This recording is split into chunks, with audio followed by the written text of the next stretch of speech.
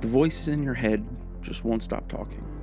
Your mind bounces from thought to thought as you struggle to perform simple tasks throughout the day. You can't hold down a job because of your outbursts that just keep getting worse and worse. You become a burden on yourself and your loved ones around you, so much so that nobody is willing to take responsibility for caring over you. As a result, you're sent off to an institution and become yet another tortured soul thrown into the dark, cavernous pit that is the mental health system of the United States. A system that championed itself as groundbreaking and innovative in the methods and treatments of the mentally ill for over 100 years, or so it was believed. Instead, however, we now know that despite whatever good intentions the system was meant to live up to, the methods and treatments once deemed helpful were more of a detriment to the fragile psyche of those who underwent them. And the institutions that were established in order to house and care for these individuals were realistically more akin to overcrowded prisons for those who already felt trapped inside of the dark cage that was their minds. If you were one of these individuals who experienced such afflictions described earlier and lived somewhere in the northern part of New Jersey from around 1876 on to 2008, there was a good chance you would find yourself in the care of the staff and within the walls of the infamous Greystone Psychiatric Hospital in Morris Plains.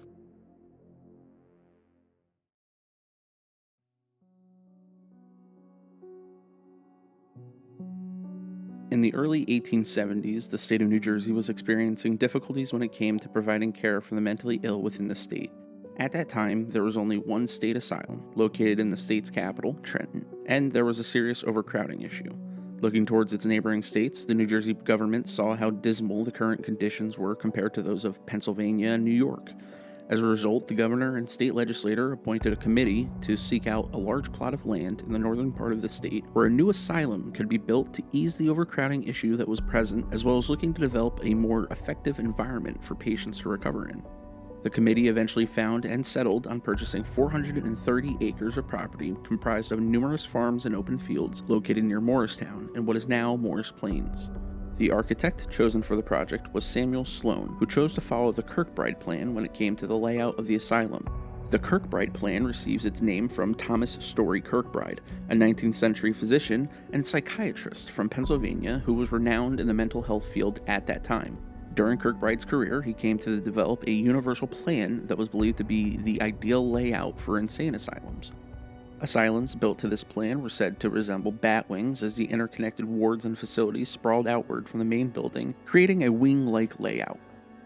Kirkbride believed that natural light and good air circulation was key to the treatment of individuals with diseases of the brain. The Kirkbride layout was said to accomplish these tasks perfectly. Construction of the buildings and development of the grounds began in 1871 and continued through 1876. The first annual report from the Board of Managers and Superintendent from 1876 gives a very self-flattering description of the buildings and grounds. As the building is of its kind one of the most recently finished and occupied in this country, the present is deemed a suitable occasion to allude to its form, size, arrangements, fixtures, facilities for the care of patients, and etc.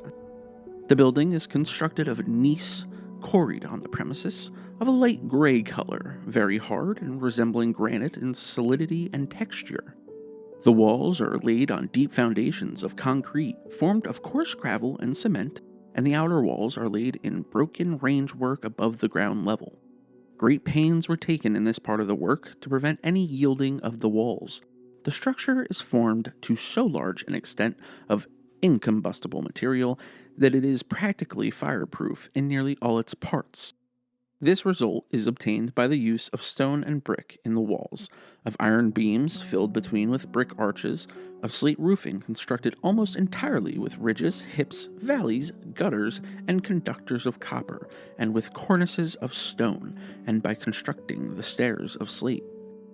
Considering the great size of the building, the durable character of the material of which it is composed, and the careful workmanship on the walls and interior finish, it may be truly said that it has scarcely an equal, certainly no superior in these respects in the world. The central edifice is trimmed with Pictou or Nova Scotia stone, and the wings with free stone from the newer quarries, the whole presenting a very substantial and imposing appearance. The inner or lining walls, as well as the division and corridor walls, are of brick throughout the entire building. The center building consists of a front and rear division united by a connecting corridor, an arrangement intended to secure light and air at points from which both would be excluded in a continuous line or block of buildings. In August of 1876, the state asylum for the insane at Morristown was officially operating and accepted 292 individuals from the asylum in Trenton. By the end of October that same year, when the first annual report was released, the total population stood at 346. The capacity of the new hospital was an intended maximum of 800, according to the same report. In order to fulfill the requirements of operations laid out by the state to those in charge of Greystone, an annual report was to be submitted to the state at the end of every year. These reports were to update the government as well as the public on the workings of the hospital throughout the year. Every annual report includes at least an overview on the current views and understanding of the mental health field at the time, and the inclusion of this information allows us to have an almost timeline-like view at the progression of studies and understanding on the subject, at least according to the medical staff at Greystone. Also detailed in these reports are events and occurrences such as changes in the building's layout, structural additions, employment changes, emergencies, etc. The first report, 1876, the Superintendent H.A. Butoff gives an overview of the causes of insanity or mental derangement. It's mentioned how those first individuals admitted are suffering from, quote-unquote, excited states with the loss of reason and sensibility. The only goal for recovery that is mentioned is for those individuals admitted to restore their sense of reason. If it was believed that an individual could not be cured, then welfare and comfort until death was the goal. As for the causes of disease in the brain, it was believed that the most frequent cause was a hereditary predisposition, meaning that it was believed that the individuals who had a family history of mental health challenges were more susceptible and likely to have problems themselves. Honestly, pretty accurate to what is known today. Another believed cause mentioned was the susceptible or irritable state of the brain and nervous system that remains after some of the diseases of infancy or early childhood that have appeared in a severe form. To simplify, it was believed that an individual's childhood environment and surroundings greatly influenced one's mental state later in life. The report names examples such as neglect of or imperfect physical training of young persons, by which the general tone of the nervous system has been impaired. Too great an indulgence of the appetite in the use of stimulating or irritating articles of food or drink, and early and great efforts at developing the mental powers of precocious children, along with the excessive gratification of their capricious feelings. Capricious meaning sudden and unaccountable changes of mood or behavior. One interesting excerpt from this report states that the animal-like feelings and destructive tendencies developing in younger individuals was believed to be strongly influenced by the reading of violent and excited works of fiction. I found this interesting as I feel it's the 1800s equivalent to the modern day argument that violence amongst the youth population is being caused by the playing and indulgence in violent video games. While I believe that the violent media, whether works of fiction, video games, etc., may play a role of some sorts, I don't believe it's justified to say that they cause the violence itself. I would say that the violent media is like a spark or a lit match, and those who take in the media are like standard wood 2x4s. If you hold a lit match to a regular 2x4, you might get a little bit of localized charring, but the overall piece of lumber won't just suddenly combust and completely ignite. However, if we have a 2x4 that was doused in gasoline, this analogy substitute for what I would say is an individual who is already suffering from some form of mental illness before being exposed to the violent media. When you hold that match up to it, that piece of lumber is going to light up very quickly. On to the annual report from 1878. Another interesting viewpoint is shared by the superintendent. This belief being that environmental and climate conditions had an effect on one's mental health, specifically exposure to extreme cold and heat, as well as lack of sunlight. This makes it appear as though they had an early understanding of the affliction known today as SAD, S-A-D, or seasonal affective disorder, a simple definition being depression associated with late autumn and winter and thought to be caused by a lack of light.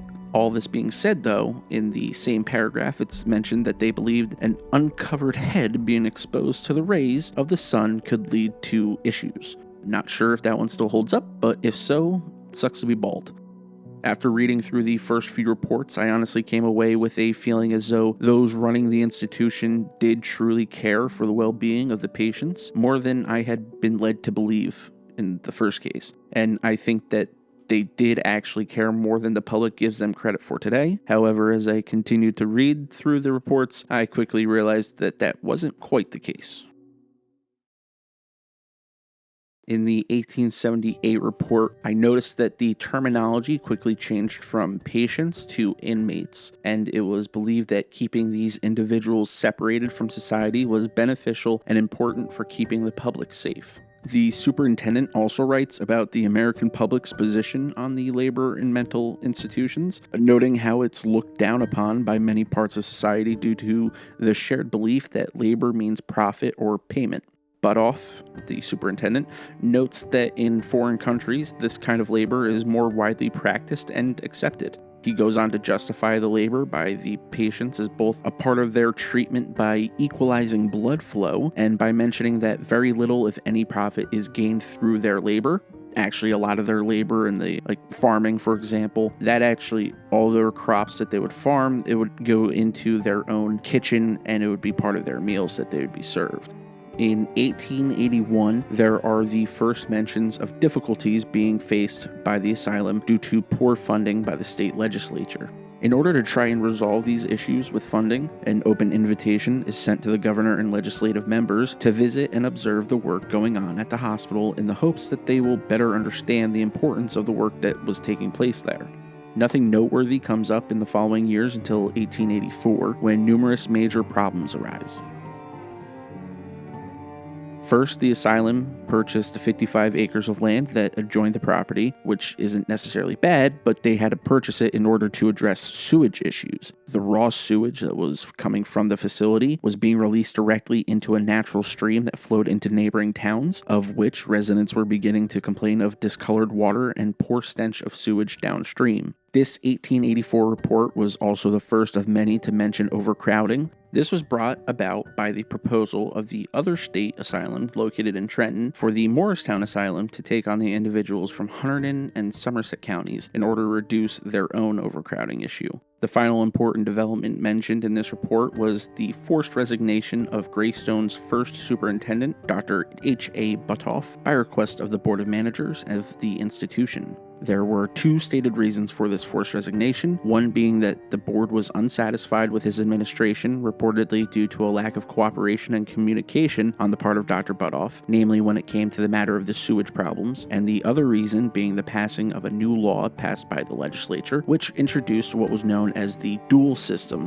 which placed the business and medical departments under separate heads. The business director, who would now be under the title of warden, was in charge of overseeing the operational needs of the asylum regarding everything financial, while the medical director would be in charge of directing and organizing the care and treatment of the patients. The newly appointed warden was Martin B. Monroe, while Dr. Edwin E. Smith would become the newly appointed medical director. Another appointment made that will be important in a few years would be the naming of Dr. Edward C. Booth as the first assistant physician.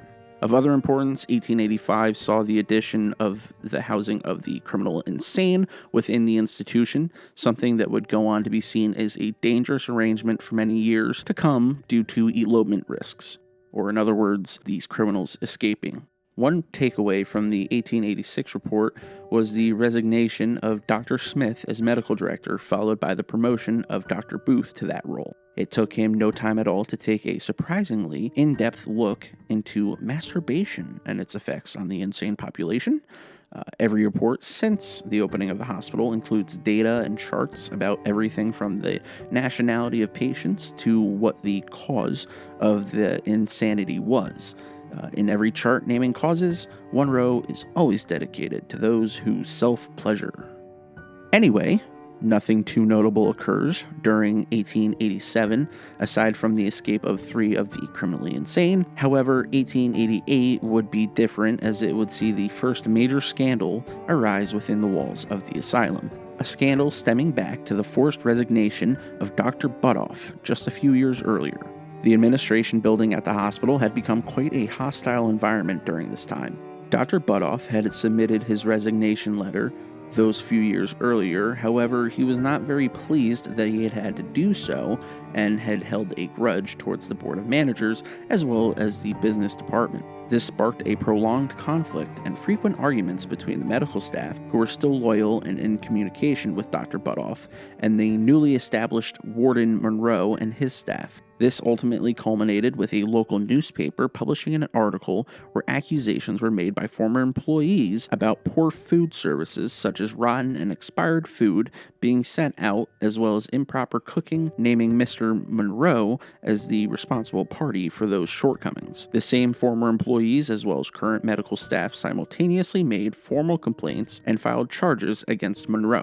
As a result of the article, and due to the public backlash, an investigative committee from the state legislature was formed and opened up an investigation into the claims. It was rather quickly established that Mr. Monroe, contrary to the testimonies of his accusers, was extremely strict when it came to the food services and made every effort to provide the highest quality dining options for the patients. An article from the New Jersey Herald covering the investigation states the facts that Warden Monroe is a strict disciplinarian, that he was extremely particular in the matter of purchasing food supplies and frequently returned bad lots to the dealers, and had given express orders to the cooks and attendants that no improper food should be served, were clearly brought out in the evidence.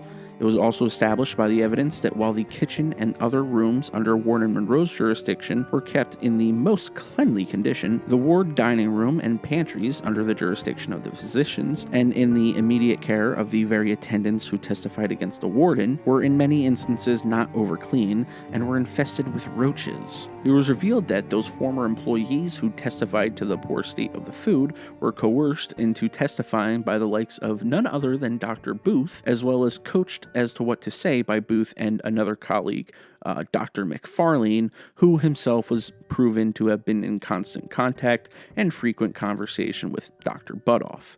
In August of 1888, Dr. Booth would resign as medical director at the asylum due to the mounting evidence against him, and his department associates, Dr. McFarland, was dismissed from his position around the same time. Moving forward, Monroe was found to be innocent of the charges against him and maintained his position as warden. Meanwhile, the medical officers were nearly entirely replaced, with Dr. H.C. Harris being named the new medical director. In the 1888 annual report, Monroe took the opportunity to share his thoughts and feelings on the allegations and subsequent investigation. Monroe condemned the newspaper for publishing unverified claims and condemned those who made those false claims against him. The following are his remarks on the topic. The legislature of last winter, urged by the clamor of a certain newspaper and the imagined grievances of the medical director and his staff of assistants, together with the statements of some discharged employees formerly connected with the institution, adopted a resolution to investigate the government, management, and discipline of this asylum. I felt no inclination to offer obstruction or opposition to any research. On the contrary, I was entirely willing to have the management of the affairs coming within my province compared with that of the medical department. It soon became apparent, however, that the animus of the attacks was made against the managers, and the so-called dual system of administration established in this institution in 1885 would direct the investigation principally, if not wholly, into our domestic and business affairs. In closing my report last year, your attention was called to the difficulties under which I labored since accepting the office of warden. I knew at that time that a conspiracy was forming against me, and so stated to members of your board.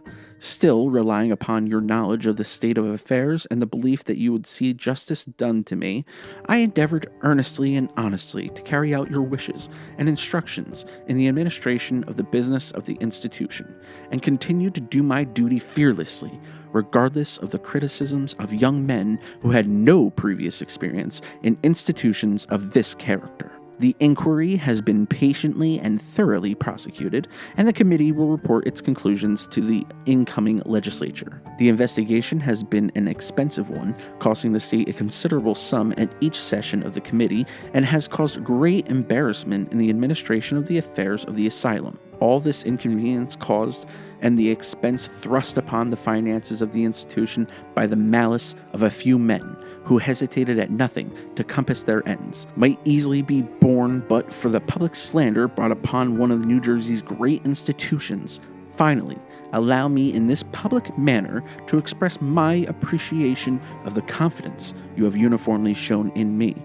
And for your many kindnesses, I am grateful. The belief that one's efforts are appreciated is a grateful consolation for the frequent and sometimes unavoidable misinterpretation of motives by outside critics. This scandal would leave behind a bad stench, and the medical department would spend numerous years trying to rebound and recover some sense of stability. 1889 was not the first report to make any mention of the unaliving of oneself yet. It was the first to document the specifics of a case, however.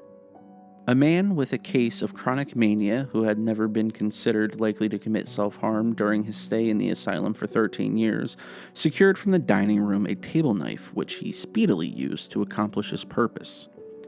Unaliving didn't occur every year, however, the reports do reveal a consistency of at least 2 to 3 cases most years when they were reported. Also, it has to be assumed that not every case was reported, due in part to poor record keeping along with the likelihood of intentional misreporting of numbers in order to not attract any unwanted inquiries into the asylum, such as what happened with the Food Services investigation. On a brighter note, 1889 saw the asylum establish a pathological department in order to conduct research through autopsies on the deceased. This is one of the cases of where the institution shows that the negative reputation it's known for today isn't the whole story. Greystone's pathological department would go on to conduct very important research and publish many papers that helped further the field of mental health studies to where it is today. In 1890, the asylum sought to improve its fire safety infrastructure, despite the still-held belief that its construction of mostly stone and fire-resistant materials made the building impervious to fire. The management went ahead and established its own fire department with the purchase of a truck with all necessary equipment, ladders, hooks, etc., as well as 2 horse-drawn hose reels. The Greystone Fire Department is still in operation as of the time of writing in 2023.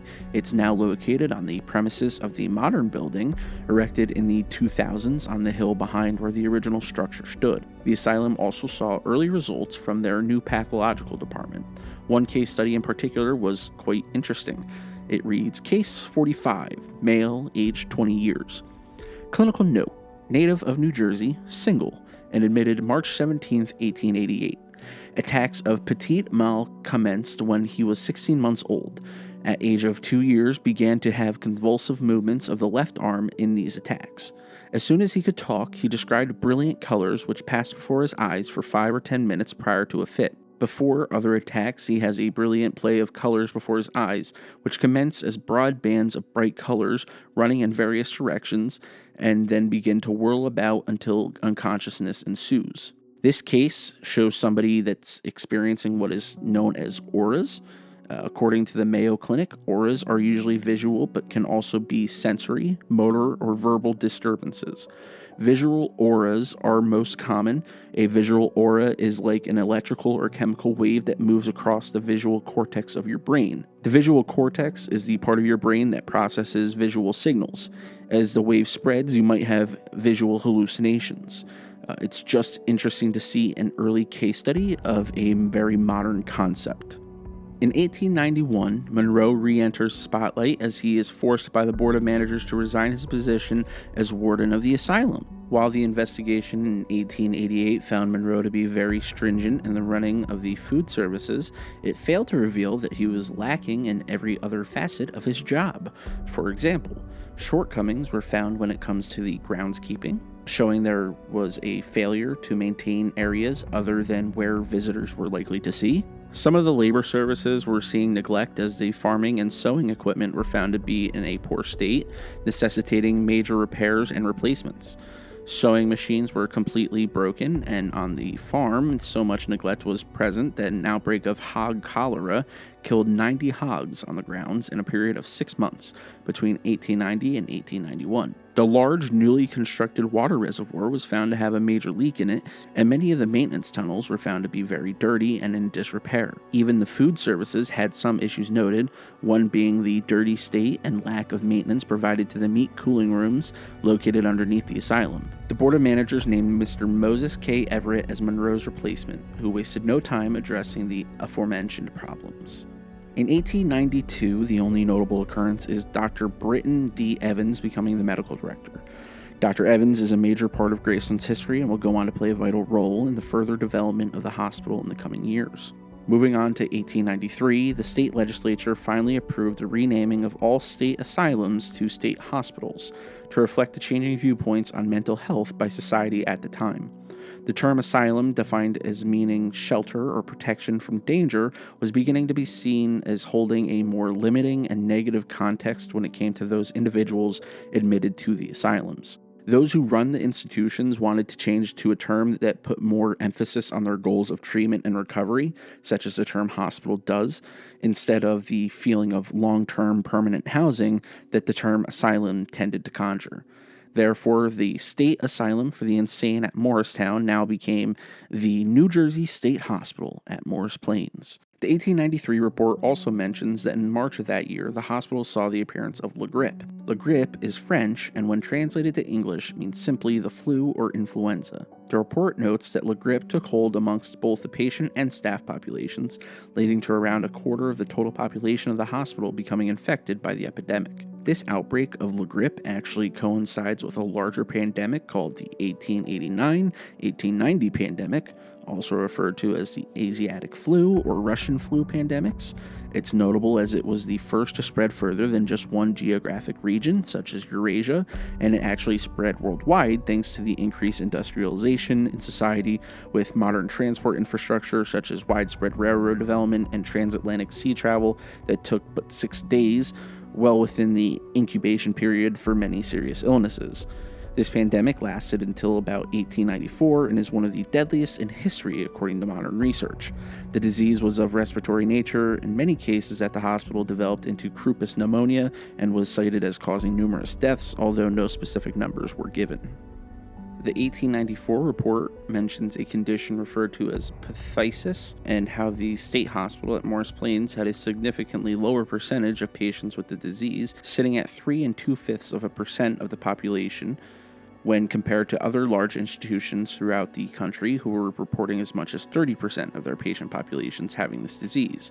While not seeming to hold too much importance, this small note in the 1894 report is actually the first report of tuberculosis, at the time referred to as phthisis, a disease that would see a campaign launched against it by the government of the United States in the coming years. Also in 1894, the administration of the hospital felt it necessary to address the lack of educated staff members, specifically education on the treatment and care of mentally ill individuals. Therefore, Dr. Evans and his associates established a school of nursing and attendance at the hospital. The goal of this school was to provide education to current employees and new students on those numerous facets of caring for the sick. The school also provided employees with access to promotion opportunities as well as pay raises. The school became a permanent part of the Greystone institution that still exists in some parts today. The first mention of the using of opium as therapy was mentioned in the 1894 report as well, stating it worked best when administered for melancholia or dementia. Opium, being a depressant, meant that it would slow down the messages traveling between the brain and the body. This action of the drug would have been beneficial at the time, as it was seen as countering the patient's excited states, the medical staff not really being concerned with any addictive properties of the drug. The 1895 report was the first to document an incident of mistreatment by the staff, this case leading to a patient's death, into which a criminal investigation was opened. Camden Daily Telegram had the most detailed description of the incident available. On October 12, 1895, around 6 o'clock in the morning, Assistant Supervisor George Pointer was making his rounds and visited Ward 14A, located on the first floor directly to the right of the administration building. This ward was used solely for the purposes of housing violent patients. The victim, Nicholas Dolfuse, was admitted to the state hospital in 1892 following his transfer from the Passaic County Jail and was known to be one of the most violent patients at the hospital. At the time of Pointer's inspection of the ward, everything was found to be in order. Around 1 hour later, as breakfast was being served, Chief Supervisor John Coleman, upon entering the ward, found attendants William Mack and Henry Convery pummeling Dolfuse in the corner of the dining room. Mack had Dolfuse, who was sturdy build himself, by the throat and was repeatedly slamming his head against the wall. Meanwhile, Convery was punching Dolfuse in the face. Coleman immediately yelled at them to stop and said he would report their actions to Medical Director Evans at once.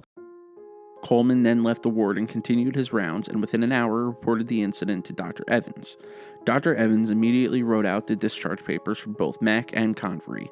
At about the same time, Mr. Pointer made his second visit to the ward, not yet aware of the previous events witnessed by Coleman. Pointer was inspecting the ward as per his usual duties, and in a bedroom adjoining the dining room, he found Dolfuse lying dead in his bed. Both Mack and Convery were bending over Dolfuse's body, acting as though they were attempting to resuscitate him. Pointer asked as to why they hadn't immediately requested help and alerted Dr. Evans, to which the two attendants had no response, other than that Evans already knew all about it. Pointer immediately made his way to the administration building to report what he had seen, when he was met by Evans and Coleman, who were already heading to the ward with the discharge papers filled out by Dr. Evans. Pointer told them of the death of Dolfuse, to which they immediately made their way to see for themselves. By the time they had returned, the body was no longer located in the bedroom where Pointer had first found it. They made their way through the ward, checking all the rooms on their way, until they finally entered the washroom to find Mack and Convery hastily washing the corpse in the shower. Immediately upon seeing the state of Dolfuse's lifeless body, seeing no signs of any brutal treatment but having the evidence of the foul play being witnessed, Dr. Evans had both of the accused attendants confined to separate rooms to wait the arrival of the authorities. Dr. Evans called upon the services of Morris County Coroner Dr. James Douglas, who would perform an autopsy and convene a grand jury inquest that same day. The results of the autopsy revealed Dolfuse's cause of death to be from abdominal hemorrhage, leading to the jury returning with the following verdict. We find that Nicholas Dolfuse came to his death by violence at the hands of Henry Convery and William Mack on the 12th day of October, 1895. We fully exonerate the medical director, his assistants, and those in immediate charge from any derelict duty, the attention to which might have prevented the above. Convery and Mack were charged with murder and soon went to trial. Their lawyer attempted to make a deal with the prosecution during the case by stating that they would withdraw their not guilty verdict and plead guilty if the charges were changed to manslaughter. The prosecution agreed, yet the court did not allow the motion to be granted, as an 1893 law made it so that the original charges of the case could not be nolle prosequi, a legal term meaning to not prosecute or to drop charges. In a reportedly surprising move, Convery and Mack would end up pleading non-volt or no contest, leaving their fates in the hands of the court. They were found guilty of second-degree murder on December 18th and sentenced to 14 years each of hard labor in the state prison. Dr. Evans would receive much praise by the Board of Managers of the hospital as well as by the general public for his actions taken in dealing with this incident, stating that he could have easily just discharged the employees, buried the body of Dolfuse on the premises, and made no report of the violence, likely never having to face any questions or inquiry into the event. Instead, Dr. Evans decided to make an example out of these attendants to try and set a precedent as to what happens to those who abuse their authority over those patients under their care. 3 years earlier, in 1893, the state of New Jersey participated in the Chicago World's Fair, also called the World's Columbian Exposition, celebrating Columbus's arrival in the Americas in 1942. Oh, good.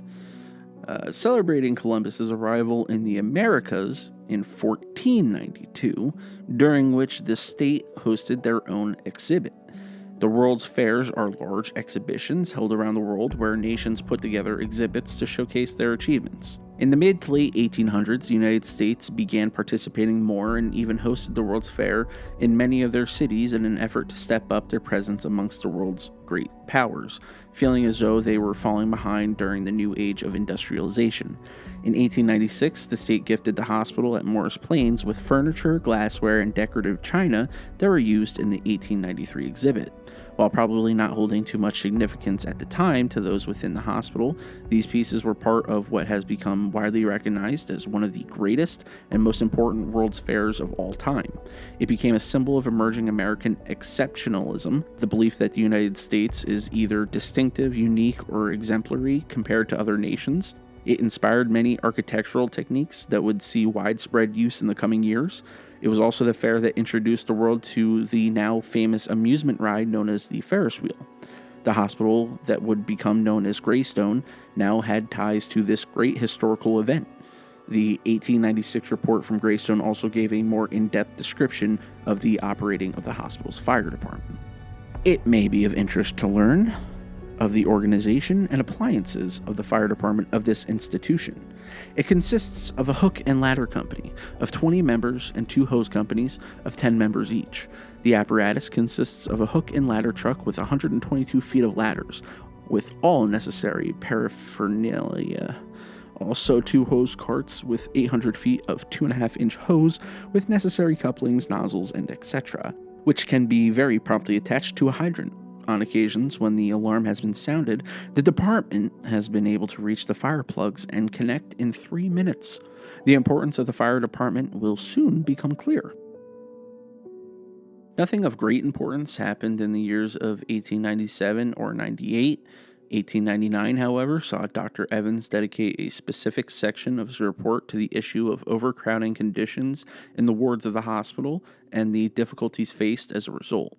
In 1899, the total population was above 1,300 patients, over 500 more than the original intended max occupancy of 800. Dr. Evans wrote in his report, "The evils and dangers of overcrowding have been detailed in former reports, and we have been very fortunate in having had but one casualty to record.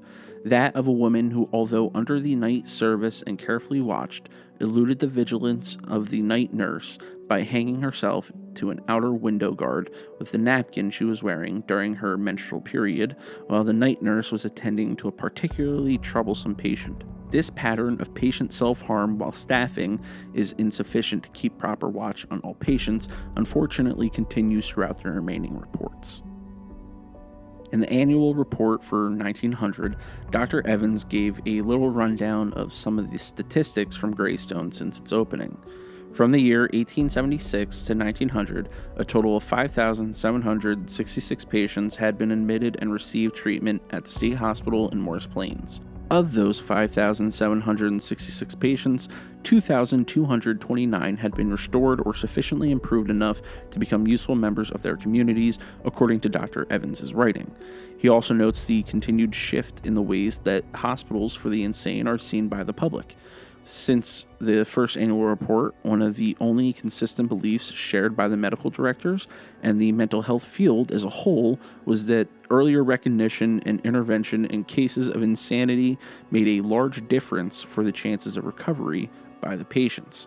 With the public starting to see these hospitals as facilities that truly care for and render the best possible treatment to those who suffer from mental illnesses, more admissions were coming in the earlier stages of their conditions. Dr. Evans cites this as a reason for more successful outcomes amongst the patients at the hospital. Also in 1900, Dr. Evans dedicated a section of his report to the issue of the criminally insane convicts being admitted to the hospital. Many violent inmates housed at the hospital had escaped over the years, numerous cases every year actually, and in 1895, Dr. Evans made a plea to the state to address this issue by opening up a building on the grounds of the state prison dedicated to the housing of the criminally insane. The state had yet to do anything by 1900, which led Evans to dedicate the section of his report in which he calls out the state for failing to take any action to resolve the problem, and notes how numerous other states, mainly neighboring states like Pennsylvania and New York, had instituted such buildings and they had been proven to work. During every medical director's report in the past, there's always a mention of types of recreational activities that the patients have access to at the hospital. This is one area that Greystone truly doesn't see many, if any, shortcomings at all. The patients get to attend weekly dances if they wish, being held on Friday evenings. A lot of the dances would have different themes where staff and patients would get to dress up and just have a good time. The hospital also had a full theater where outside theater troupes would put on plays for the patients, even hosting some Broadway shows. The hospital would see numerous bands hold concerts on the premises, including ones formed out of all employees, eventually practically becoming an orchestra of the employees. Patients were also allowed to play instruments and join in the house band. However, they were eventually limited to only playing string instruments, bass instrument pieces often becoming used to create weapons. There were also activities provided for those patients who wished to keep to themselves and be more reserved, including board games and tables throughout the facilities and rather extensive library formed through the accumulation of many books donated from the public. Outdoor activities available to the patients included many walking paths and trails, tennis courts, and even a full-on baseball field, and they would host games. Local teams could come and play there, and they would let the patients watch the games. One final note from the 1900 report was the mention of a 1,400-foot tunnel constructed to connect the original building to a new building that was almost complete, which was being built to address the continuous overcrowding concerns. One of the most well-known parts of the stories behind Greystone has to do with its tunnels. If you ask somebody who knows anything about Greystone, or has at least heard of it, what they think of when they hear Greystone mentioned, odds are the tunnels will be one of, if not the first thing that they say. Due in no small part to its dark history being connected to the evils of the treatment of the insane and the many deaths that occurred on the grounds, Greystone developed a reputation for being one of the most haunted places in the country. One of the hotspots for this activity was the expansive tunnel system that came to exist underneath the grounds. When the hospital was first built, there were tunnels created underground underneath the main building in order to connect the kitchen and supply rooms to each of the Batwing dormitory wards. As expansion occurred throughout the grounds during the hospital's lifetime, each new building was connected to the rest by tunnels, many for the purpose of transporting patients from building to building due to the inclement weather or the transport of supplies from one building to the next. However, transport of patients only during poor weather quickly changed to almost all of the time in 1901, when the annual report from that year mentions the tunnels became the most frequent way patients traveled around the grounds. The biggest reason cited was to keep patients from trying to escape. However, the other reasons noted were slightly darker. As Greystone continued to grow and thrive as an institution, so did the desire of members of the public to visit. Some had good intentions to visit with loved ones or make donations and offer assistance to the hospital. Others, though, they found entertainment in visiting to see patients walking the grounds, trying to spot the quote-unquote crazies and interact with them. And this forced the hospital to transport a lot of those patients through the tunnels in order to avoid the unwanted interactions with the public. It's unfortunate, as the intentions for the beautiful grounds were for those patients to enjoy as they recovered and healed, getting time to walk through nature. But now, due to the minority of the public that visited only to take advantage of their access to the state property and to harass the patients, those patients were many times kept from the right to enjoy the property and grounds that were created for their benefit in the first place. 1904 saw Dr. Evans put his foot down when it comes to the issue of housing convicts in not just Greystone, but all state hospitals. He called out the state for failing to take action and just pushing plans down the line, while the solution being the building of a hospital on the grounds of the state prison dedicated to this class of violent insane was easily affordable and could have been completed now for years if it weren't for the failure of the state legislature to take action. To make his point, Dr. Evans included quotes in his report of every time a manager or medical director mentioned issues with housing criminals in the state hospitals within the last 30 years. Evans left off with stating he anticipated the state legislature to address this topic in the upcoming session. By 1906, Greystone had introduced two new treatment methods for patients: hydrotherapy and electrotherapy. Each therapy had their own designated rooms where the treatments would be carried out. While today these techniques are seen as a dark side of early mental health care, at the time these techniques were seen as new and innovative treatments. 1907 is the first report citing lack of up-to-date fire safety infrastructure in and around the Greystone Hospital. No fire alarm system was in place, meaning that it was up to staff to find and identify any fire, as well as to make numerous phone calls and relay runs to spread the word to the fire department personnel. Another missing feature was fire escapes for the wards to provide rapid egress for the upper floors in case of an emergency. In October of 1907, Greystone's patient population reached 1,832, the highest since the opening of the hospital. While continued additions to the hospital had increased the max capacity to 1,200, it was obvious that overpopulation was still a prevalent issue. One other issue that appeared in 1907 had to do with a noted increase in the adolescent population. Due to the already overpopulated dorms, the adolescent population was unable to be segregated from the adult and criminal populations, leading to many of these adolescents being exposed to harmful situations. Dr. Evans made it clear in his closing remarks that the state must make funds available to the hospital to address these issues and more. Little did he know the overpopulation wasn't going anywhere, and a plague of fires was right around the corner, ready to ensure the housing of New Jersey's mentally ill population stayed cramped. On the 26th day of November 1907, just at the retiring hour for the nurses, a fire was discovered in the dust chute at the nurses' cottage. The fire spread so rapidly that it was a difficult matter for the nurses to escape.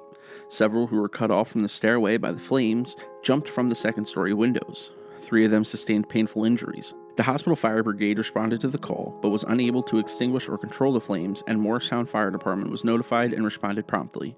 They, in conjunction with the hospital corps and the local fire company at Morris Plains Depot, finally succeeded in extinguishing this fire after the building was destroyed to more than 1/2 of the extent of its value.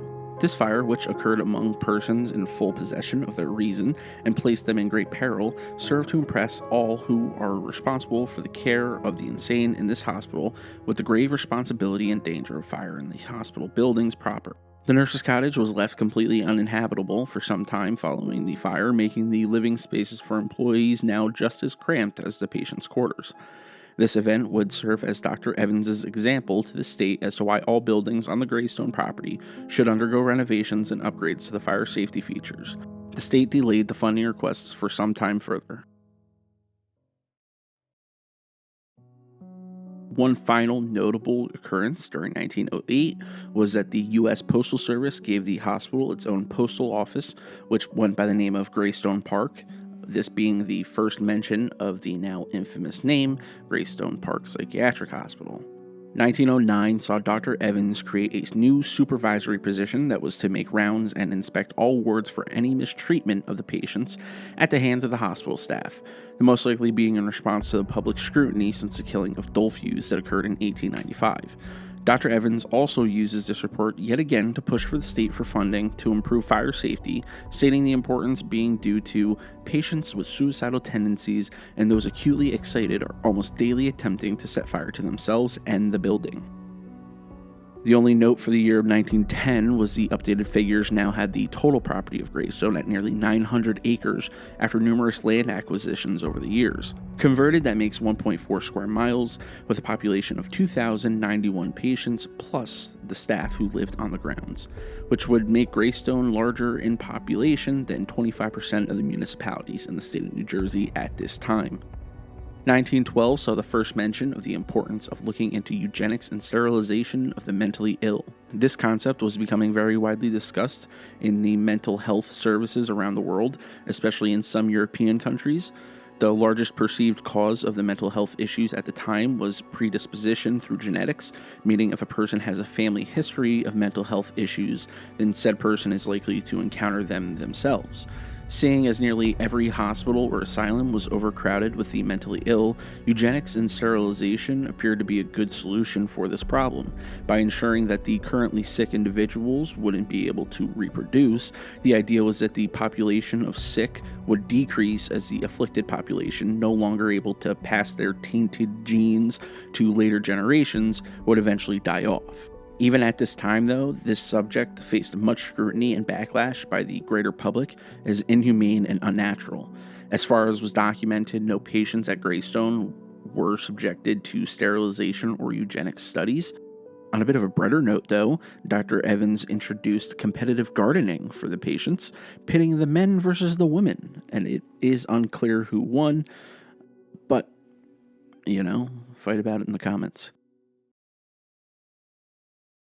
By 1914, Greystone's population had risen to over 900 patients over the maximum intended occupancy. One of the biggest parts of this problem was the space taken up for the criminally insane patients, one of whom would pose a large threat during events that took place in 1914.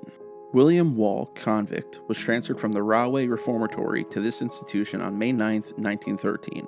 He is well known by the police of Paterson and vicinity, where he had gained the notoriety in the underworld for his dexterity in entering and robbing houses along the Passaic River.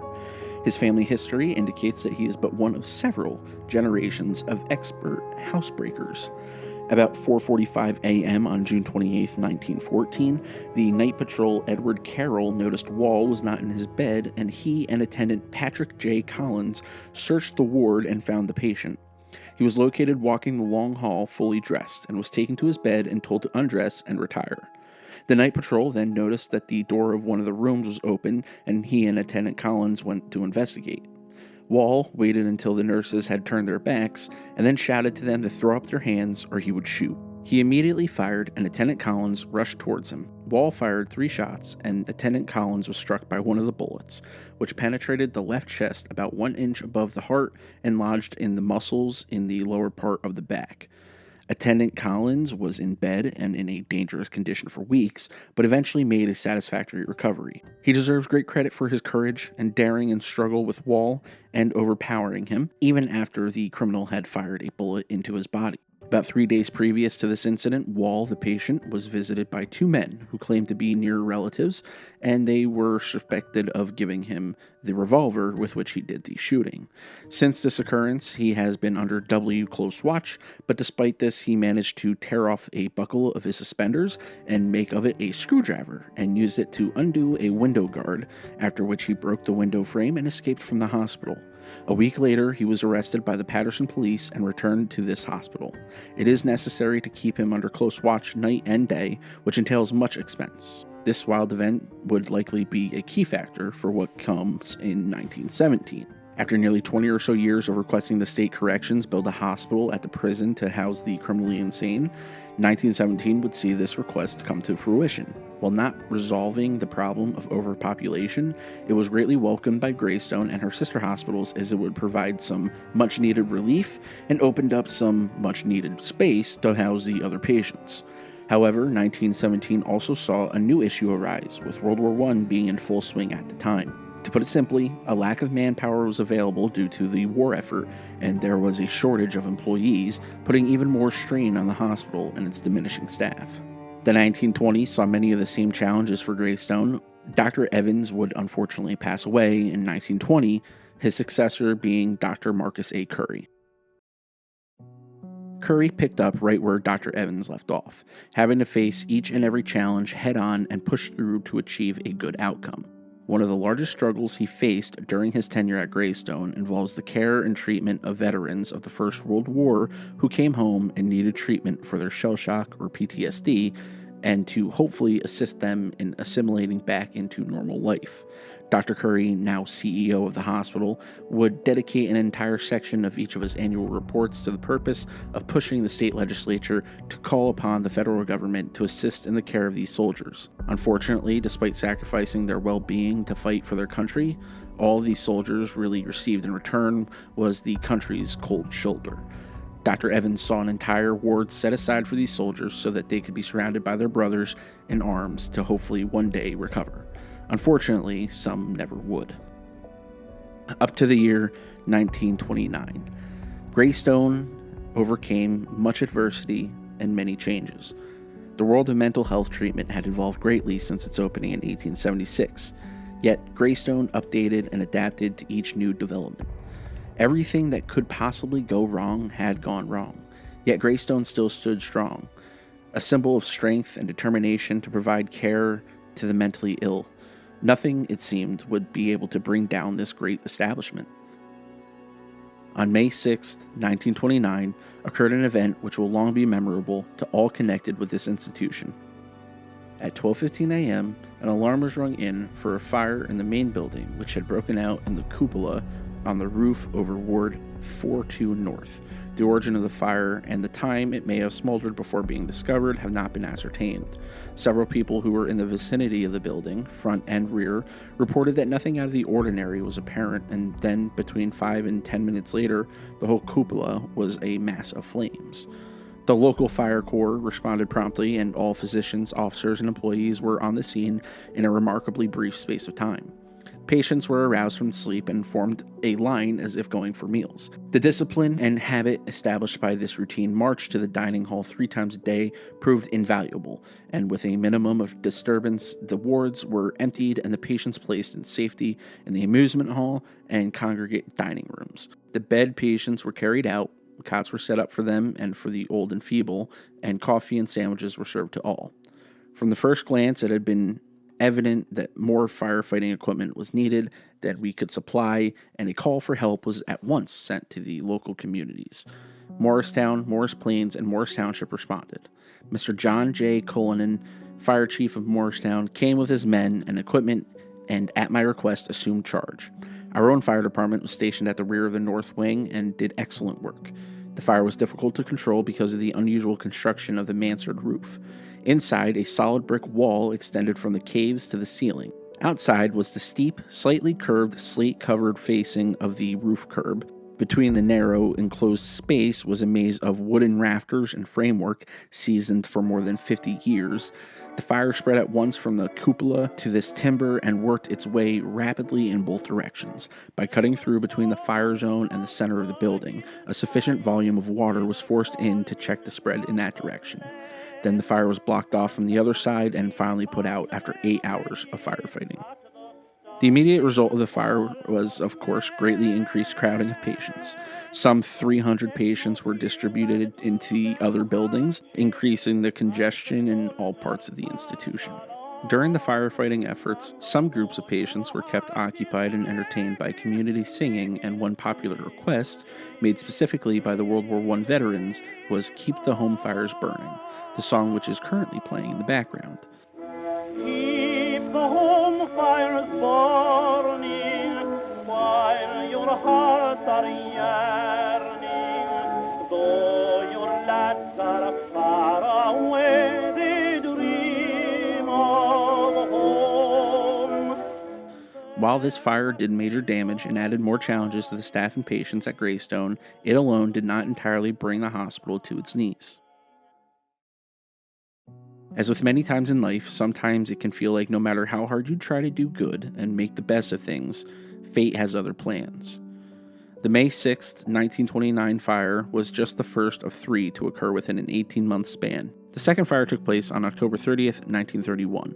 A fire of unknown origin had started in the recently repaired and renovated section of the roof that had caught fire in 1929. Fortunately, the dorm areas directly in the area of this fire were not yet occupied, so no loss of life occurred. However, this fire did cause significant monetary damage to the furnishings of most of the original building. Then, not even 1 month later, the third major fire occurred in the main building, this time being located in the center tower portion. This fire left some injured, but fortunately again, there were no fatalities. This fire also led to issues involving major damage to employee living quarters and administration office spaces that were located directly below the involved floors. Extensive damage was caused to the interior and exterior, and, after reconstruction, would never again match the once beautiful architecture that stood before it. The end result of these 3 fires in short succession would be crippling overcrowding of the patient population, as well as financial difficulties for the foreseeable future, leaving Greystone unable to properly care for the mentally ill under their watch. Greystone had survived through many challenges before, but its biggest downfall ended up being fire, something that the original administrators claimed that the building was impervious to.